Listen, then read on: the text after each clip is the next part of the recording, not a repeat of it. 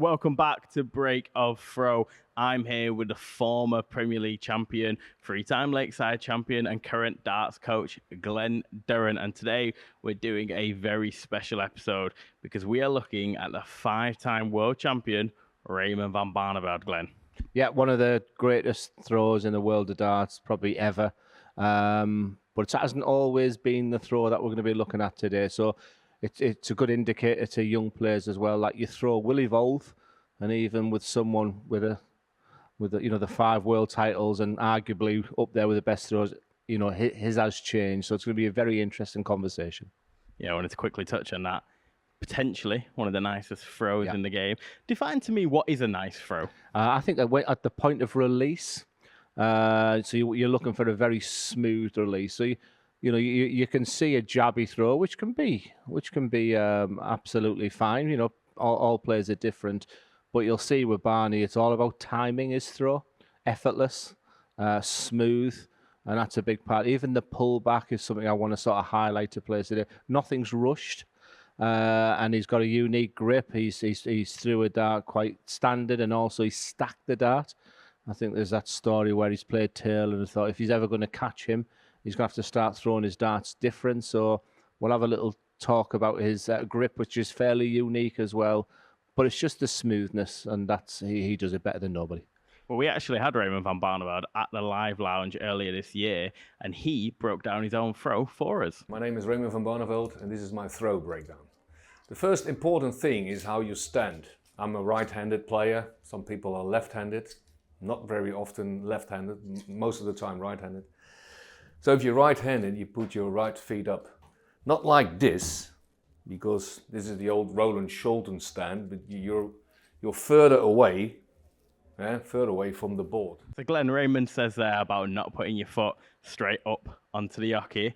However, there is a certain Luke Humphreys, amongst many others, who potentially may disagree with that. Yeah, it's an interesting start to the video and an interesting analysis by Raymond. And it's almost like he's in a school teaching kids how to throw darts. I do understand it's my least favourite stance. Luke Humphreys, as you alluded to, but also Gary Anderson, who's got one of the great throws. Luke's fairly tall. Gary's not the tallest player on there, so it's not about the height. So I was surprised to hear that come from Barney like that. But it's an opening that I would do with many players who are learning about the game. So you have the foot, then you can have the bridge. And as we're about to see in the video, Barney actually likes to have his foot really flush to the board. But yeah, I can't say I 100% agree with that, because there'll be a lot of young players looking at the throw of Luke Humphreys now, and he has the toe to the hockey. Do you agree that it is potentially a disadvantage to be further away from the board? It's my least favourite throw. Well, over the years I've tried them all, and Barney's absolutely right. You're further away throwing the dart. You're more upright doing it. And someone as tall as Barney is probably someone who could get away with a toe to the hockey like that. So I can potentially see the disadvantage, but I can hear Luke Humphreys and Gary Anderson sort of laughing in my ears at the moment as well, because, that's their style. So not my take. Well, let's have a little bit of a look how Raymond actually stood and still stands. So I always put my foot like here, lean a little bit over, closer to the board, and just release your darts. Don't think too much, because thinking in darts is a killer. So there's a couple of things to unpack there, Glenn. First off, Raymond shows us his stance, his side onto the hockey. We'll start there. That's a classic Raymond van Barneveld stance, but what do you think about it? Yeah, I love it. Yeah, it's the way I stood as a player, flush to the board. And interestingly enough, my mindset was I feel closer to the board. You even use the word elevation as well, almost like the Jimmy Van Ski, where you're almost leaning across like Michael van Gerwen. And my mindset was I'm closer to the board there. So I do agree with Barney on there, but that side on view is a great view of that release of the dart. There's no real tension in there. So yeah, I agree with him on that one. What about leaning in general? Because you see some players and they really go over to the hockey, and then some don't really lean at all. How do you understand as a darts player what's good for you and what isn't? Oh, well, I think it's trial and error. Like I say, that's not Barney's throw in 1995, when he sort of came onto the scene. That's evolved. I mean, look at Michael van Gerwen. He leans so far forward now. We've even had players on the stage, Owen Bates, who almost fell over the hockey, and he's done the opposite. He's gone from that lean to try to be more upright. So it's a little bit of trial and error what really works for you, but balance and posture is a key. It's a key fundamental really on your throw. That's if you're starting out in the game, you want to make sure that you get your stance, your balance, and your posture correct. What about longevity for leaning? Because we looked at Steve Beaton in a different episode, and there isn't much of a lean there. And obviously, Steve's been in the game for a long time. But as a player, is there a potential strain issue there with so much leaning? Oh, absolutely. And I think when we talked about longevity, which is really important there, but if you're putting that much pressure on your back, yeah, there's going to be issues as you go further along. You know, these guys are playing 7 days a week now, 2 to 6 hours a day, so it's going to catch up somewhere. We called this throw, we called this link by smooth, whereas with Beaton it was simplicity. We called it that stance. I reckon he's been standing like that for 20 odd years. So, and I think then when you look at longevity, I'm thinking James Wade as well. He's not leaning too far forward. So, if you are looking for that longer period in there, keep it as simple as possible. The second part from Barney there was all about thinking. Thinking is a killer in darts, he said. We spoke a little bit about thinking in other episodes, but just reiterate to us where that fine line is. God, that is a great point. And I think you're talking to the right person, because I've threw on a hockey where I'm not thinking. I reckon if you asked me when I won my first Lakeside against Danny Noppert about my throw, my stance, my posture, he would have laughed at you. And then as I was playing really well at the time, I started thinking, I wonder if I try this. And Barney's absolutely right.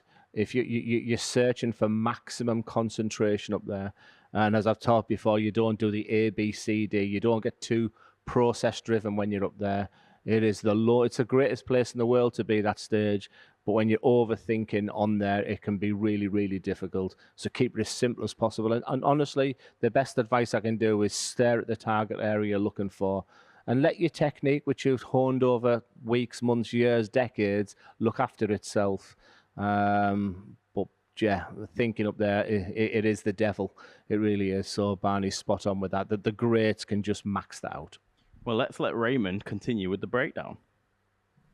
If you think too much about how holding your dart, I'm holding my dart like this, but I'm never think about it. You know, it's just a grip. It's just what it is. If you want to copy another player, like people try to copy me with my darts, you can't.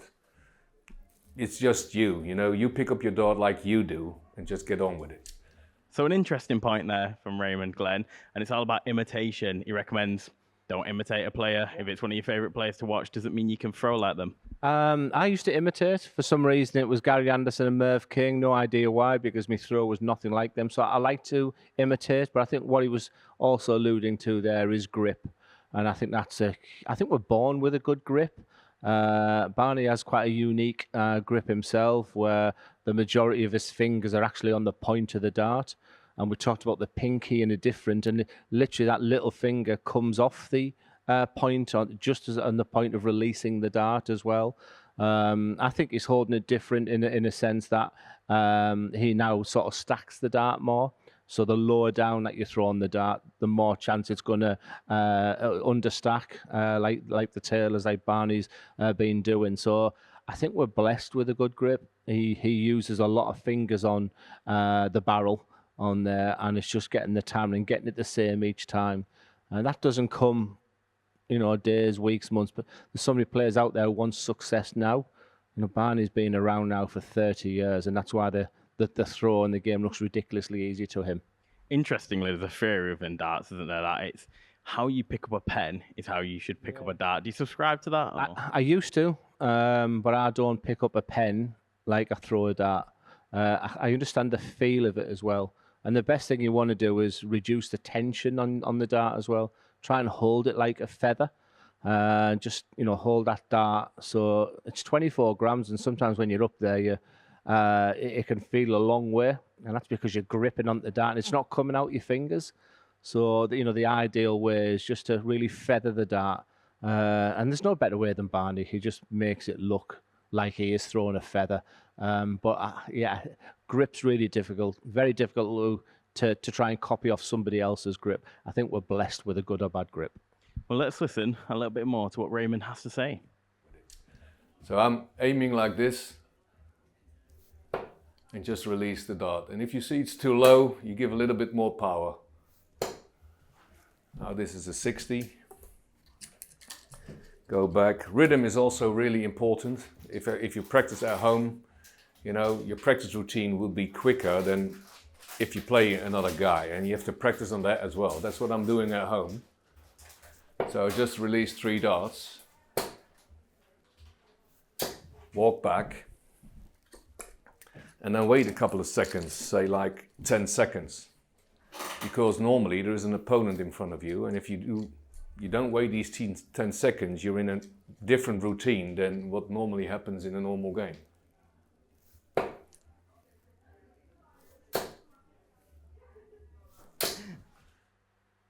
So the final point there Glenn Raymond has is all about rhythm, about those practice routines. It sounds like sound advice. Yeah, I've only ever heard Bobby George talk publicly about how we used to stand back and role play the fact that there's a player in front of there. Too many people actually throw the darts and just sprint back to the hockey. I call it sort of the pre-throw routine. So I think a big part of your game is what you're doing while your opponent is throwing. I think that's what Barney's sort of talking about there. You know, some people will play with a flight, and you know, people will take a drink of water. Someone like Rob Cross there. So it is good to be in your practice regime to walk to the hockey, and try not to look at the hockey after a while. You know, trust where you're standing, almost like you're feeling where the treble is. You know, Raymond has always stood just to the right of the hockey, but because he has that flush foot, his actual toe is bang on the centre of the line as well. So he trusts where he's going to throw. You don't see him looking at the hockey too much there. And then he goes through that smooth release of the dart that he's doing. He's talking about the way he's aiming and things like that. So, like I say, he makes it very, very basic. And how many times have I talked about, as you look at that picture there about the eye line? Well, there you go. There's a flight above the eye. There's one of the best throws. But the difference with Barney, that flight is going to come to the side of the face and not onto the face. So, you know, people might say, well, hang on, Glenn, you often talk about the height of the elbow. But like I say, Barney has one of those unique throws. I'll try and finish the video by sort of talking about that elbow, forearm, wrist and fingers. But there you go. It's like you say, when I talk about the fact that about the eye line, one of the best throws, you can see on that picture there that it's above his eye. Well, after the break, we're going to dive deeper into the Raymond van Barneveld throw as he made his debut at the Live Lounge.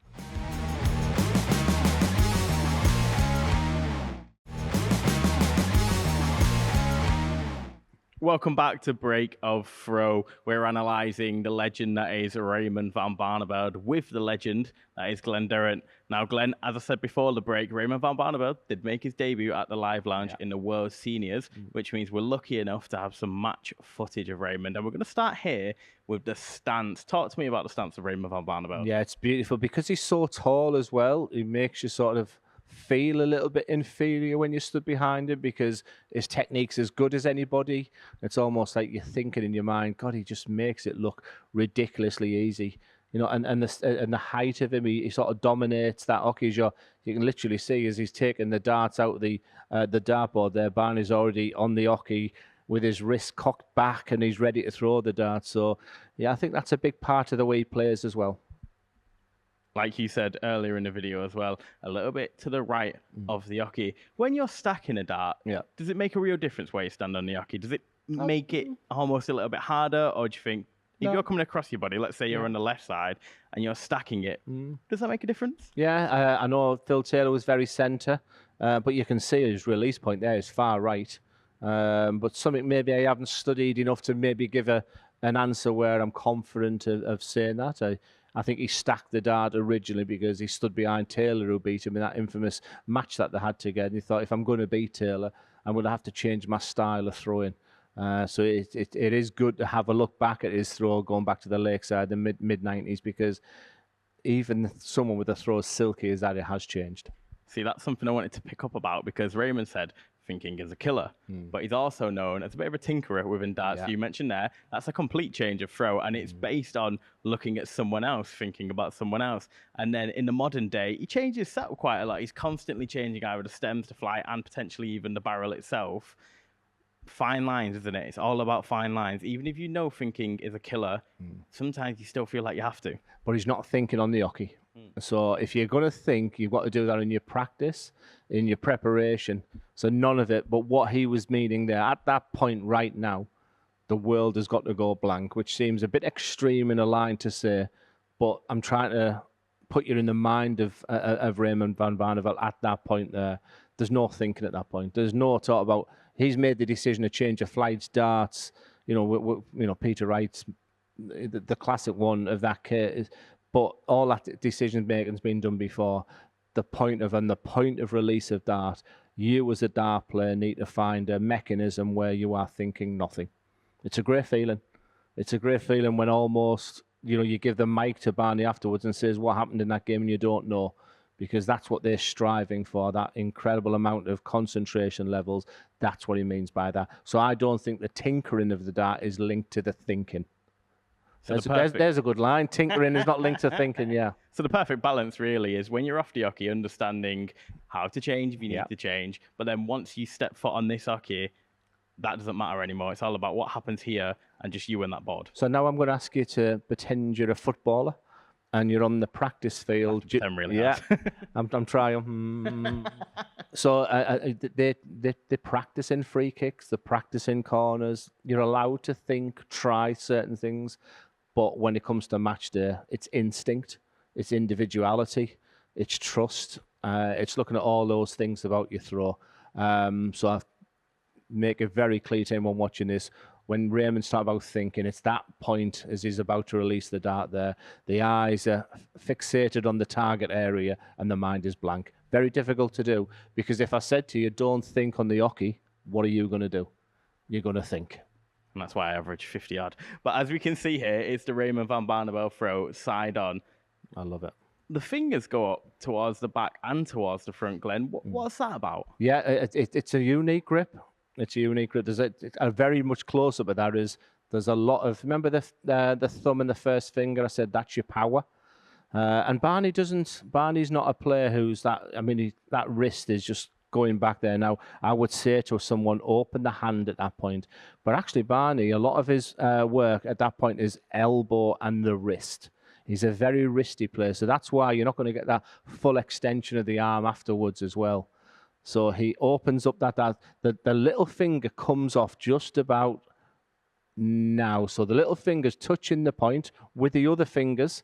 So there's a lot of fingers on the point of the dart with Raymond, but every single time about there, the little finger is coming off. He wouldn't be the same player, wouldn't have the same action, wouldn't have the same throw if the little finger wasn't doing that job there. But for me, that's a real thing of beauty, and timing and smoothness is what that throw is about. Two things I want to pick up there. First one, finger on the point. Has that come into the game of darts? Because I imagine years ago, no one would ever really say, have that finger on the point. But there's a lot of players these days, don't they, to the point, where you actually see people get grooves on the points, don't they? Yeah. They know where to put them. What do you think about that? Yeah, well, if you are somebody who does hold the point, and I was one of them, then that grip is a nice... Remember the scallop on the dart? So it used to be a nice feel for me that I could feel on my little finger, the grooves on the point of the dart there. But I wouldn't then go and say to someone, go and hold the point. Like I said, it's got to be the feel of that dart. To try and manufacture a grip must be very, very difficult to people, because that transition, as I've talked about, it then becomes very robotic, very methodical. And the reason these top players get where they are is because it's down to incredible dedication, but also being natural as much as you can. So try not to be as mechanical, robotic, and just try and be yourself and let your throw evolve from the first time you picked up a dart. Maybe I'm reaching a little bit here, and if I am, please tell me. But these days, you see the length of points, the bigger and bigger and bigger. Does that open up the opportunity potentially a little bit more to have a pinky on the point, for example? Yeah, absolutely. And I think the reason behind the long points is that these players are not only hitting treble 20, they want to hit the certain spot so they can get more 180s. If you go back to look at some of the old videos, and I was watching the 1979 News of the World final from Ali Pali, they're literally hitting a treble 20 and there's no more room in the, to hit another one. So that's the technology coming into the game, and the people who really like the longer point. And it wasn't for me. I tried longer points thinking this is going to be great. It's just when you put everything in the mixing bowl, and that's why trial and error is often so key. A long pipe might suit you because of the way you hold and grip your dart. The second point I wanted to pick up on is Raymond van Barneveld's body when he throws. There is very, very little movement there. You've heard me in commentary a million times. I'm a big believer where just the mechanics of the arm, and then you can hear Chizzy, you can hear John Henderson, you can hear lots of others who moved, Nathan Aspinall's back leg. So that's why it's really important that when Barney was talking there, it was almost like he was teaching, new people onto the dartboard. And as a coach, I agreed with a lot of things that he was saying. But if your darts are going the treble 20 and you have a little kick of the leg and a little jump like Gerwin Price, a little jump like Nathan Aspinall, then work with that. You don't have to have the perfect dart to be world number one. It doesn't really feel like there's any walking with that last dart as well. And I assume as a coach, you talk about that a lot. Some people, it does suit. You say it suits them. But as a coach, do you ever think, okay, it suits you, but what if you don't do it? Let's see what happens then. Can you get that extra 1 to 2%? What's the term I use when I'm coaching people? I don't think I'll be able to sleep if I don't get you to try this. And a lot of times, there's times where they were like, oh, wow. That's like a real wow moment for them. And other times I'm making them a worse player. Trial and error. How many times have I said that in here? The job of a coach is to try and teach you the fundamentals. The job of you as a player is to be dedicated, diligent, hardworking, and hone your skills to be the best you can. And it's not easy. And that's why players and young players practice 6 hours a day. But not everybody can be world number one. We're also blessed with just a little bit of luck, timing, being in the right place. But if you can get your skills right, and if you're a tall, elegant thrower and you throw the dart like a feather, then looking at Barney's throw will suit you down to the ground. Talk to me a little bit about how the stacking dart works. Why would he choose to change it that way? Obviously, you mentioned Phil Taylor. Yeah. But what's the technical advantage potentially for doing this? I mean, there's none. I don't see any. I mean, I like the traditional throw. And even when I'm looking at the darts there from Raymond at the seniors, I wouldn't say they're understacking. In fact, I'd say he's in the mix of a little bit there. But if you watch his game after Taylor, there was a period of time when he was understacking as much as what Phil was doing. But as you can see, his setup at the moment, that looks a pretty standard. If anything, if he missed the treble 20, I would be saying just being above the one would suit him more. So he is the type of player that has tried to strive for excellence, and he used Phil Taylor as the level he wanted to be at. And for a period of his life, he was understacking, like Phil. He copied his throw off him. Behind the scenes, Raymond actually spoke about how he'd gone to molded flights, and now he's actually decided to go back to kind of the regular stem and flights.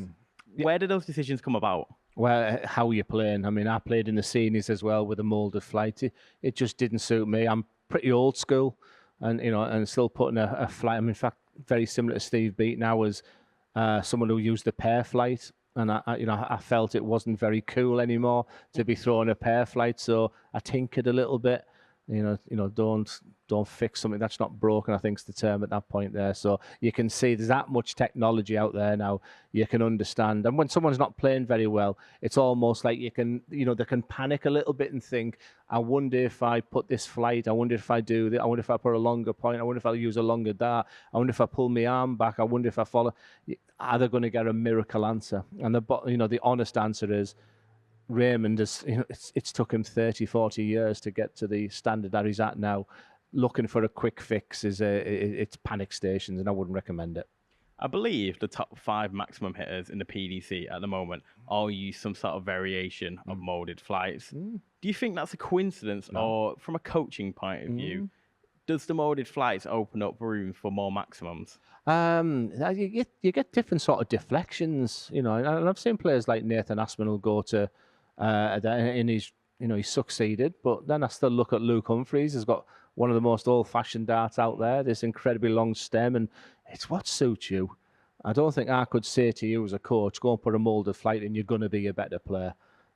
You've got the answers. People are looking at coaches as if they're miracle workers. They'll show you the bits. When you're on that rocky and you're feeling good, you'll know. And it's your job then to, coach can stand behind you like in golf, saying, yeah, great shot, that looks perfect. But in the end, it's the dedication you put into it to get to where you want to be. I would love to see Luke Humphreys come out with an absolutely massive molded flight though, to see how that works. One day that might happen. But I have one more point on Raymond van Barneveld. This is kind of as a whole. As we're recording this, he's currently been drawn against Michael van Gerwen in the World Match Play. Now, I won't ask you for predictions or anything like that because this is evergreen. However, the Raymond van Barneveld name, it's still a massive pull within darts, isn't it? And obviously, he's been on and off the circuit due to his own reasons. But you don't lose that class, do you? And you can't just make your way to the World Match Play. You have to qualify for the World Match Play through rankings. So he's still there and thereabouts, isn't he? He's such a he sets his own high standards that, you know, reaching a match play is not enough for him. And why should it be when you're a 5 times champion of the world? But it's incredible the way he's bounced back from retirement to where he's at right now. But sometimes you don't always see what's in the moment. He'll probably be deep down wants to. He's won Pro Tours, you know, since he come back.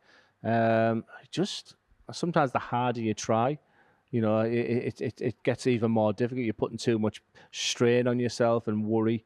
I'd be delighted if I was still Barney right now to be playing at the age he is and still qualifying for the match play.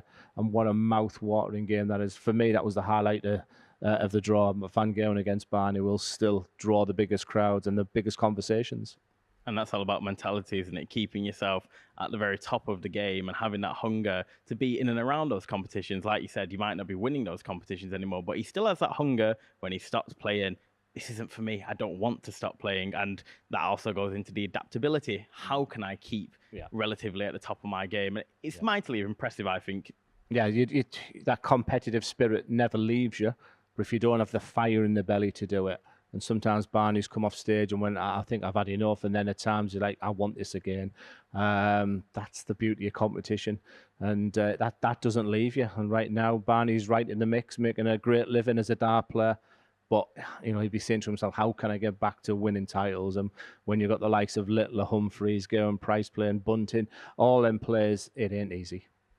Well, there you go. Glenn Durrant breaking down the throw of the 5-time world champion, Raymond van Barneveld. Make sure you stay here on Pluto TV for plenty more breaker throws. I think I swallowed some sort of... I don't know if you were looking there, some sort of bit of fluff or something. It was a moth fly. Was it? Don't say that.